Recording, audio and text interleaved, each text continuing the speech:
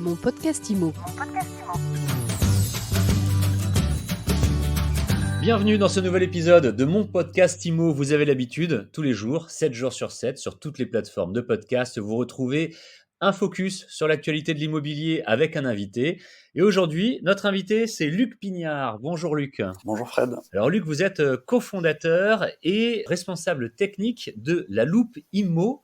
Il s'agit d'un site internet pour trouver les prix immobiliers à la loupe. Donc, je vais commencer en me faisant l'avocat du diable, ne m'en veuillez pas. J'ai l'impression que tous les sites internet qui parlent d'immobilier vous proposent d'estimer votre bien et de connaître les prix dans tel ou tel secteur. Je me trompe ? Alors non, vous ne trompez pas, c'est exactement ça.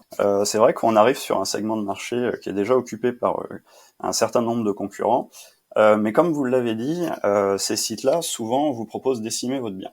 Une fois que vous terminez vos estimations, on vous propose de rentrer votre numéro de téléphone et votre adresse mail et on vous rappelle. Nous, l'objectif de la Loupe Immo, c'est pas ça.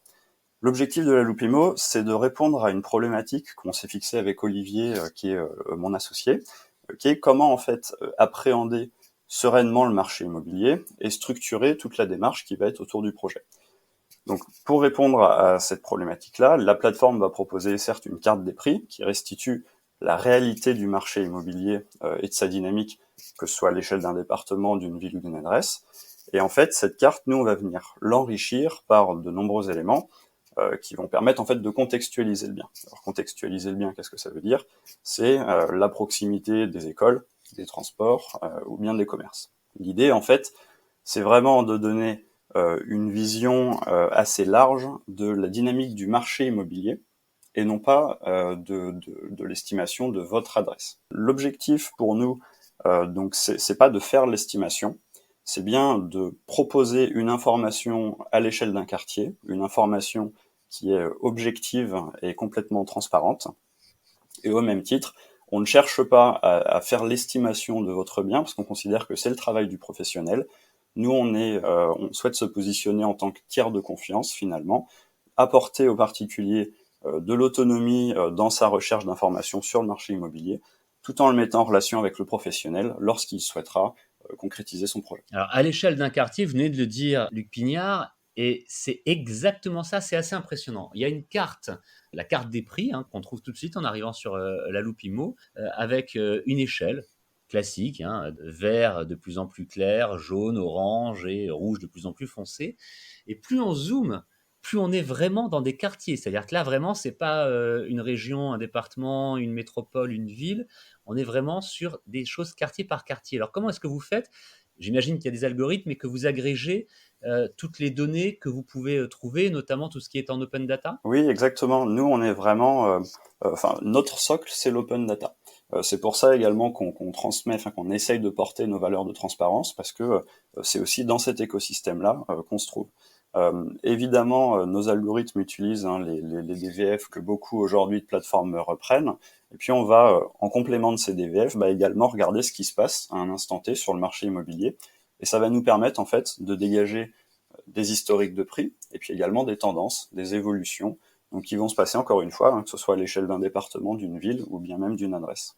Donc aujourd'hui, on a environ 100 millions de données immobilières qu'on analyse et qu'on structure pour arriver à cette restitution-là, sur une couverture qui est nationale, c'est-à-dire la France métropolitaine et les DOM dans la limite des données qu'on peut avoir en open data sur ces territoires-là, et ce qui représente aujourd'hui un peu plus de 20 millions d'adresses postales qui sont analysées. On a l'historique aussi, donc on peut savoir aussi les augmentations, les baisses de prix, etc., toujours là aussi de manière très très fine. Et puis les commodités, c'est ce que vous disiez tout à l'heure, c'est-à-dire qu'on s'intéresse à est-ce qu'il y a une école pas loin, est-ce qu'il y a des transports en commun, etc. Pour nous, c'était vraiment en fait important et même fondamental de replacer le contexte du bien. Ça veut dire que effectivement, connaître l'historique d'un bien, c'est quelque chose d'intéressant, mais souvent, lorsqu'on va analyser la pertinence pour un projet d'une maison ou d'un appartement, ce qui va nous intéresser au-delà du prix, c'est également la proximité de toutes ces communautés-là.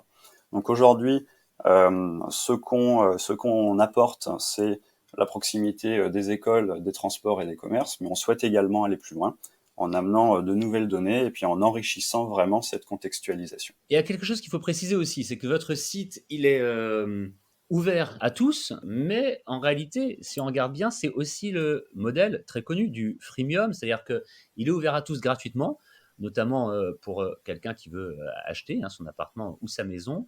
Il y a un côté payant, là, ce sont des solutions pro. Vous adressez aussi aux professionnels de l'immobilier avec des solutions payantes. Il y a 3 ou 4 offres différentes. Est-ce que vous pouvez nous en parler? Oui, bien sûr. Nous, la plateforme pour le grand public, elle est 100% gratuite. Ça veut dire que, encore une fois, on met en avant cette transparence-là et on souhaite restituer au grand public de l'information, qui est de l'information gratuite pour la majeure partie. Et donc, on n'a pas d'intérêt et de légitimité à faire payer au grand public cette information-là. Pour autant, pour le professionnel, on va aller plus loin et vraiment proposer des offres qui vont être axées autour de 2 ambitions. La première, ça va être de gagner du temps pour le professionnel, pour réaliser par exemple l'estimation d'un bien, en lui permettant d'extraire assez rapidement de nombreuses informations, que ce soit des informations de marché ou des informations sur la contextualisation du bien.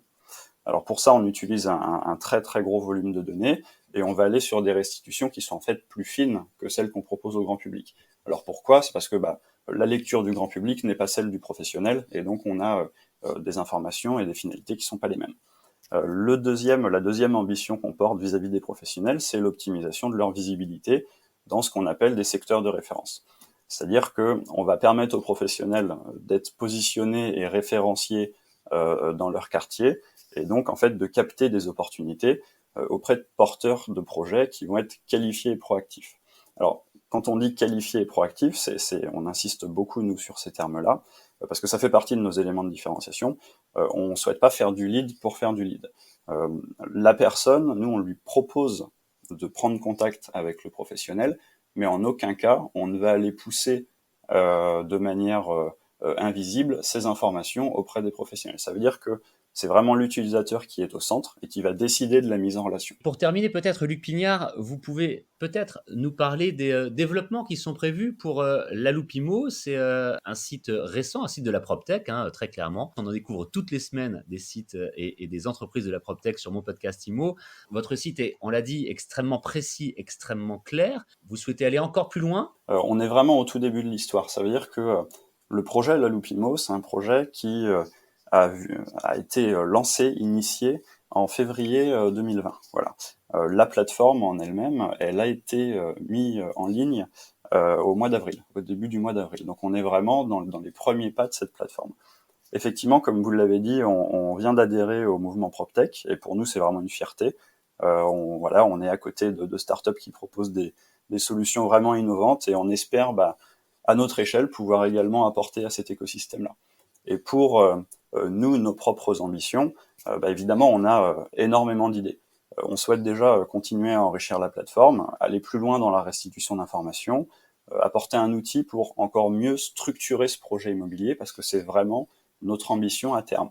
C'est-à-dire que on souhaite accompagner le particulier, qu'il soit vendeur ou acquéreur, et lui proposer vraiment un outil qui lui permette en amont de son projet de vraiment cadrer sa démarche et puis de contacter le professionnel lorsque il souhaitera concrétiser le projet.